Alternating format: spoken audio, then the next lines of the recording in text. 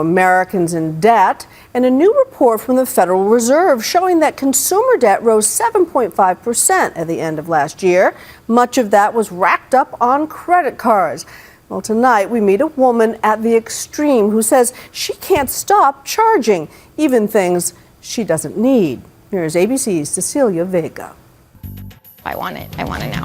Clothes, shoes, housewares. I think I'll get these. These are really cute. It's going to be about $80 just by itself. Just by itself. Okay, that's cool. You name it, Ronnie Herring wants to buy it. For most people, a trip to the mall is, well, just a trip to the mall. For Ronnie, it's a universe of dangerous temptations. Because Ronnie is a shopaholic. When you come to a place like this, do you feel like you want to go shopping? Yes. Well, it's more than wanting to go. It's a feeling of needing to go. The term shopaholic has become shorthand to describe the legions of women who love to shop. But Ronnie is among the estimated 6% of Americans struggling with compulsive shopping. Okay, great day. A roller coaster ride of endorphin-fueled highs and guilt-ridden lows. Sears, $2,700. Today, Ronnie's credit card debt is more than $50,000. That's on top of the $50,000 she borrowed against her last home. I've been trying to get a hold of you for a little while now. She says she has no choice but to declare bankruptcy. Thank you. That would be a typical creditor that I would usually not even listen to. Bill, Ronnie's husband of almost 20 years, works 2 jobs to keep the family afloat. And he says enough is enough. Over $100,000 in debt because of your shopping? Yes. Is that number infuriating to you? It's to the point where you just like to throw in the towel and walk away. At what point did you go from being a girl who likes to shop to being someone who's considered a compulsive shopper? I just think it was so slowly escalating that you didn't realize it until it was all over. It started as a young girl, wanting the latest fashion, then later as a mom, wanting the newest toys for her 2 kids. Soon she was shopping in secret, hiding new things from her husband. And he'd say, "Is that something new?" And no, I've had this for a while. When she maxed out her credit cards, she then moved on to her husband's. She goes to the extreme of copying down the card numbers and hiding them. She's even went to the point to call the bank and disguise her voice as me. How is it possible for a woman to lose it all over clothes and shoes? I need 3. All it takes is one shopping trip with Ronnie to see. But then I don't want just 1 cent. So then I want to come over here and pick up 5 of this kind. 10 bottles of soap? Probably 15. Part of her compulsion, she buys everything in sets.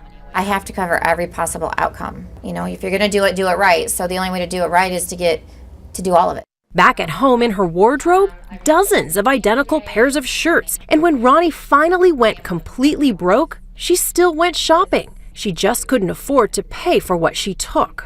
And the only way to fill the want is to take things, to take the place of the things you would have bought before. Last month, Ronnie was busted. This Midwestern soccer mom was cuffed, fingerprinted, and thrown into a cell. It was kind of like, you've hit rock bottom now.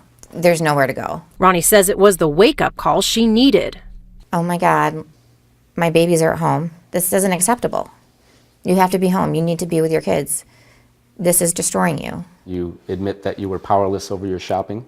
A few days later, Ronnie desperately reached out to shopping addiction specialist Terry Schulman. There's a core of low self-esteem or insecurity that I'm not good enough with who I am. When she feels anger or sadness or emptiness, she wants to fill that void. The problem is it's unfillable. Terry takes Ronnie to her favorite stores to teach her how to look but not buy. You know, I see the Sesame Street characters, and of course we love all of them. I need to get all of them.